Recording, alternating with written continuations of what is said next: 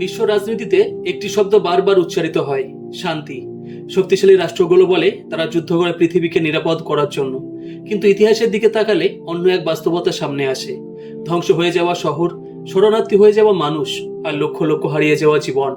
প্রশ্নটা তাই খুবই সরল, সত্যি কি পৃথিবীতে শান্তি প্রতিষ্ঠা করা হচ্ছে, নাকি শান্তি নামে চলছে ক্ষমতার সবচেয়ে নির্মম হত্যা খেলা? 2001 সাল শুরু হয় ওয়ার ইন আফগানিস্তান।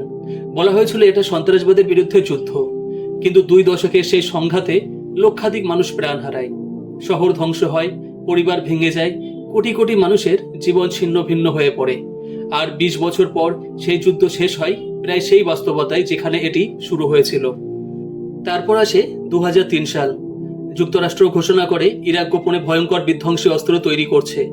সেই অভিযোগের ভিত্তিতেই শুরু হয় ইরাক ওয়ার। কিন্তু যুদ্ধের পর তদন্তে একটি সত্য সামনে আসে, সেই কথিত অস্ত্রের কোনো প্রমাণ পাওয়া যায়নি। ততদিনে একটি দেশ ভেঙে পড়েছে, লক্ষ লক্ষ মানুষের জীবন ধ্বংসস্তূপে চাপা পড়েছে। আর সেই ভয়ঙ্কর অধ্যায়ের পর বিশ্ব শুনেছিল মাত্র একটি শব্দ, sorry. Unjustified and brutal invasion of of Ukraine. আজ আবার একই যুক্তি শোনা যাচ্ছে।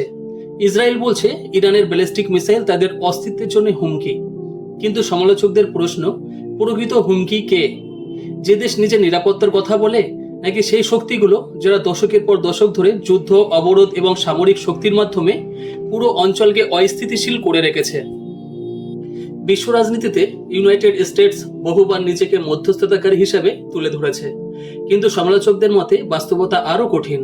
নিষেধাজ্ঞা, সামরিক চাপ, রাজনৈতিক হস্তক্ষেপ, আর এভাবেই গড়ে ওঠে বৈশ্বিক ক্ষমতার জটিল খেলা। এভাবেই ইতিহাসে আবারও যুক্ত হয় আরেকটি বিতর্কিত অধ্যায়। সমালোচকদের মতে হত্যা করা হয়েছে এমন এক নেতাকে যিনি কখনো পশ্চিমা শক্তির সামনে মাথা নত করেননি। তার সমর্থকদের কাছে তিনি ছিলেন প্রতিরোধের প্রতীক, একজন নেতা যিনি নিজের দেশকে শক্তিশালী করতে চেয়েছিলেন এবং প্রযুক্তিকে উন্নয়নের কাজে লাগাতে চেয়েছিলেন। তাহলে প্রশ্নটা থেকেই যায়, কেন কিছু শক্তি কখনোই মেনে নিতে পারে না যে মধ্যপ্রাচ্যের একটি দেশ এতটাই শক্তিশালী হয়ে উঠুক যে তাকে আর সহজে নিয়ন্ত্রণ করা না যায়? তাই আজও প্রশ্নটা রয়ে গেছে, এটা কি সত্যিই শান্তির লড়াই, নাকি ক্ষমতার?